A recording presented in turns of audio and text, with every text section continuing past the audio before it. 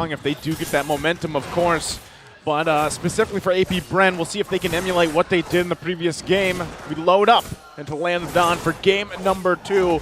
Match point right now for RSG.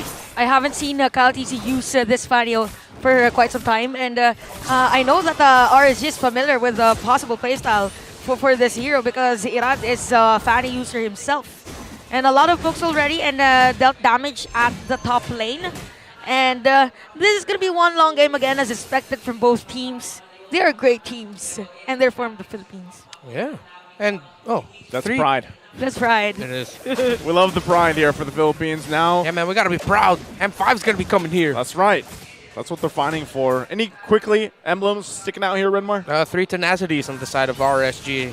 It's on the Valentine of the Carry and the Minotaur. So a little bit tankier is their lineup.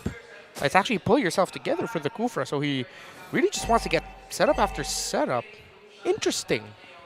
Maybe one reason as to why they picked Farsa, because Farsa can go to places instantly. Yeah. So a surprise burst play or surprise gank for Apbr. Yeah. At the same time, it's sort of, in a way, kind of a stretch, but in a way it matches the map presence of Paquito on the other side. All right. Because at least you have a Farsa with her wide range to be able to just look out for the Paquito. Hey, look at Aqua. Little trivia here. Aqua's KDA, it's just too big. Too big. Is the highest KDA in Mpl Ph history with nearly 6. But it's a 5.99 among players with at least 200 games played. So there's That's little. high. Yeah. 200's a lot. That is big too. That is massive. A lot, I mean. Massive KDA, and as we see, you know, Aqua very pivotal in a lot of the success that RSG has found over the years, over the seasons. They're going to battle it out for this turtle. Flap TC with a penalty zone, but Irad will secure that turtle objective. Backs away, and Flap TC will just use it. Oh, wow! Kyle TC just saw Nats in front of him and went for the cutthroat, but a nice skill for Apbr, and same goes with RSG on a turtle pick. Yeah. What I missed out there is if it was either Nats that saw Kyle TC or did Kyle TC see Nats? Like, why is Nats even there? What was he doing there? He's just doing Nats things. That's what he's doing, right? But yeah, turtle being secured for RSG there is a great start in terms of objectives, right? Because they lost pretty much all of them in the previous game. So they want to be able to control some of that. Oh! Top play though. We have the TC brothers again. A preview of their show at the top lane, but here comes the real entertainment with Knots Entertainment and a penalty zone from Aqua. That is going to be a kill for RSG. Scrappy. I like whoa. Okay. Oh, Kyle TC is just all over the place. Another kill for him. Just when I said that he is a different type of a Fanny user, he is now an authentic assassin Fanny. Yep. He switches it up, right? But that's kind of what we expect, though. He locks in the Fanny. If he can get these early kills, great. If he doesn't, there's usually a plan B that can roll around with. So right now, that is going to be something that RSG wants to deal with. They can't let Kyle TZ snowball himself out of control because we know how that usually ends up being into a place when any of these Fanny players get to that point. He's already sitting on 2 kills, and he is quite deadly already. And for the rotation of RSG, they're just really focusing on Flap TZ's lane. Again, the threat of having a Terizla.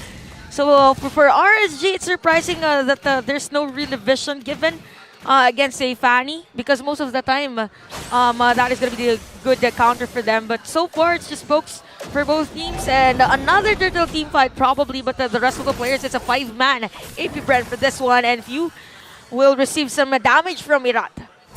Yeah. Can they even get close to it? Might be really difficult. Light has his ult, but don't think they will. Oh, they will just give it to Apbr, and because of that, there is going to be a play against Irad. Surprisingly, Irad was there just when Apbr secured the turtle. Okay. Kind of wondering, you know, they got the information there, and then, He just went in a bit questionable for Irad. Yeah. Kind of questionable also for RSG. They look quite off they look like they're off a step, while Apbr, they're making a lineup that is, again, theoretically supposed to be really difficult. They're making it work.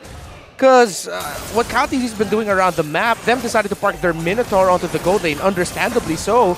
RSG's map presence here is near to 0, and AP Brent's just going all over the map, river in the jungle of RSG. Well, it seems like RSG have funneled into the idea of, yeah, let's just play around Emon.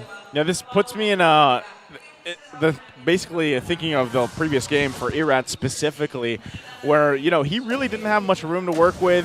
He was just kind of caught really just trying to catch up in terms of jungle to jungle, and that's where he's going to find himself really quickly if this continues to happen, right? Even with his own purple buff being taken away, going to the hands of Kyle TZ, it will be something to deal with. Ooh.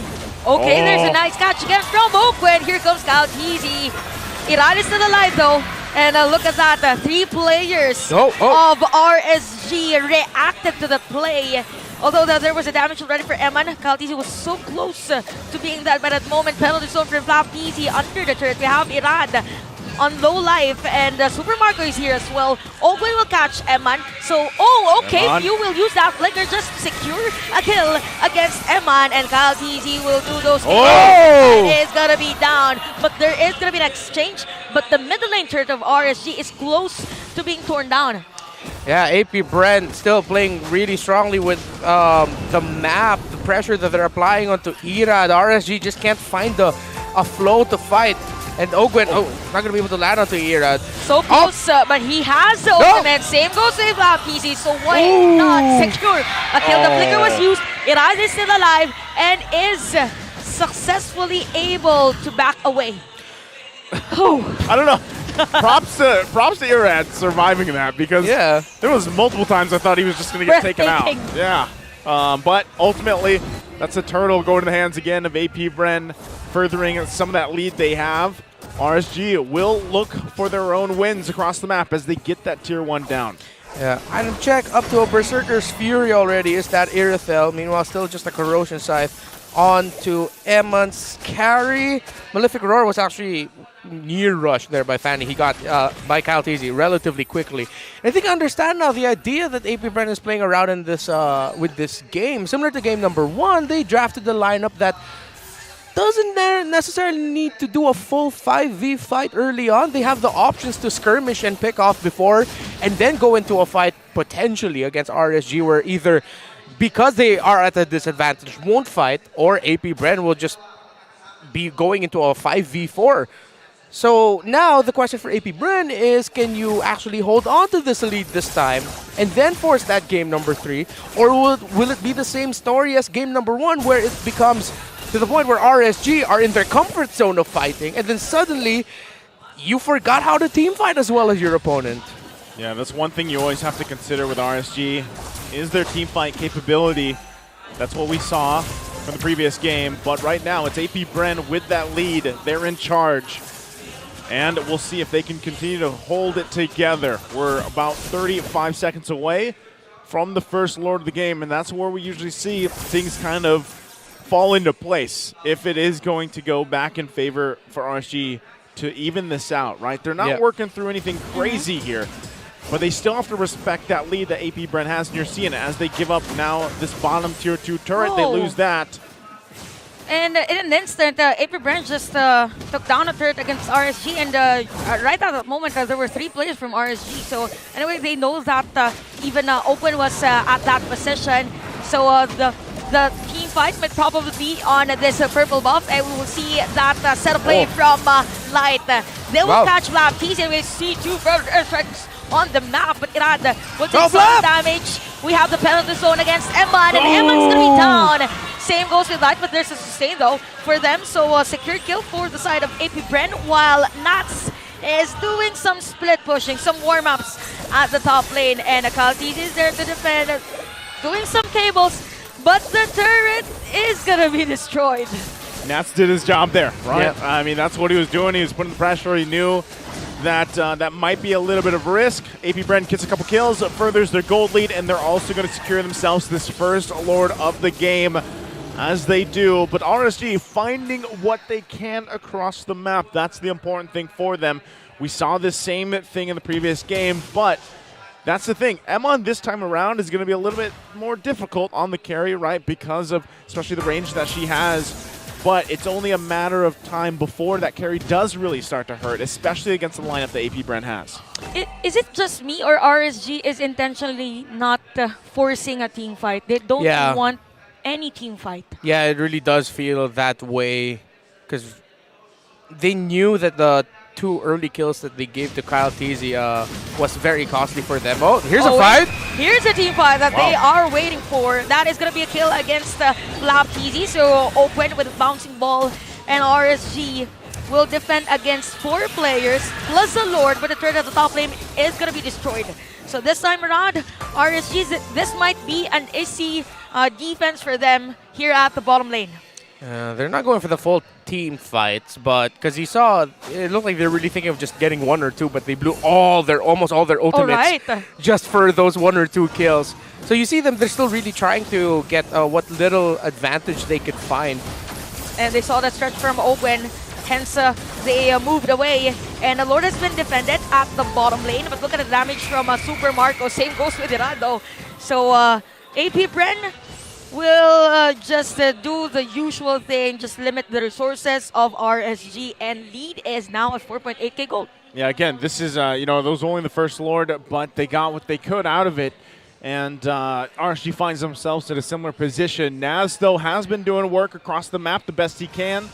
One thing that he does have to be careful, of course, is now, up to this point, that scaling, that damage, even the itemization, that gold lead that AP Bren has garnered themselves is quite deadly, right? Kyle Teasy, especially on this Fanny, once again, will not only be putting pressure on the side lanes like we talked about back in the draft, but if he wants to go for a kill, even if he's by himself, he'll most likely go for it. Take a quick look at the items here. How's it fallen in place, Renmar? The blade armor has to be something that the Irithel of Super Marco needs to watch out for here. I wouldn't be surprised if there's going to be another another blade armor built up by RSG to answer that Irithel. Irad is only still just up to a Holy Crystal, so yeah, it's been very difficult for Iraz Joy, who has only hovering around 7,000 gold. Earned. The highest gold earners actually for RSG are Nats and Eman. All right. Well, with that, you can see it even on this chart alone. The damage dealt. RSG's going to climb up there, right in the ranks. Eman is getting to the point, like you even mentioned. Oh, right on spot. It's going to be Nats, but he is still alive. Astolite, he will make up his own set of play. Flap Teasy will get some damage, but comes in for the penalty zone. From the back though. Super Marco is down with the hands of Aqua. This might be it for the Raiders. Some pokes from them, and they will back away. Kyle Teasy now on the Sea Halbert. What just happened? Now a little bit too eager there by Super Marco. Although it did look really good, you still have to worry about the burst at your opponents that you dove into. You essentially dove into 3. Yes, they were all low health, but there were still a lot of things to consider. Look, the over-eagerness by Super Marco, and that might just cost AP Bren. Oh, and look at Nats, too. Keeping Kyle Teasy busy. Better air strike has been used by few, hence his position has been revealed. He's now the target. The Lord might be reset. No, Kyle Teasy is here. Who's going to take this Lord? Iran is there as well. Kyle Teasy secured that one, but Kyle is down. We have the penalty from Flap Teasy. He has the immortality though, but the RSG will secure the kill. Nope. They will let go of Flap Teasy. Oakwood will come in. So the Lord at the bottom lane, and RSG is to defend this time around. Wait, I'm also kind of scratching my head a little bit there because Irad backed away from the Lord, and then he just wasn't in time. I don't know. His positioning seemed a little off there. Yeah. And they are the ones who started the Lord, right? Well, yeah. Retro timer reminds me why there's a full second that Irad was behind Kyle Teasy. I don't know if it was at some point RSG just decided to go for the counter punish. I think that so. does happen. They thought, it might have been too risky to go for the Phew is down right on spot with the hands of Irad. And the Lord has been defended this time around by RSG. There's a set of play from Oakwen. Irad's going to be down. We have Flappies with the immortality, but the damage from Eman is just too much. Oakwen is still alive. Nats, but the bouncy ball will save Oakwen. And change of target for AP Bren. This time around, it's going to be Nats. It's not forced against Eman. But Nats, at least before he dies, there's a kill against RSG. I mean, against AP Bren, and triple kill here for Super Marco. That's good news for AP Bren. So instantly, it's like AP Bren was able to make something great out of something that could have been insanely terrible for them because Irad just found the perfect angle. He was... Goodness. Just when Renwar was about to analyze what happened, Whoa! from a Flap TZ, look at that. The destroyed turret is at the bottom lane, and Irad is already low on life. Just when you respond. Yeah, the balls needed to do that. The haircut. The haircut, man. This Flap is pissed off. It has something to do with the hair. He's like, Navs, who? He just did that under the turret there in a split second. That is a playmaker right there. Good play from AP Bren.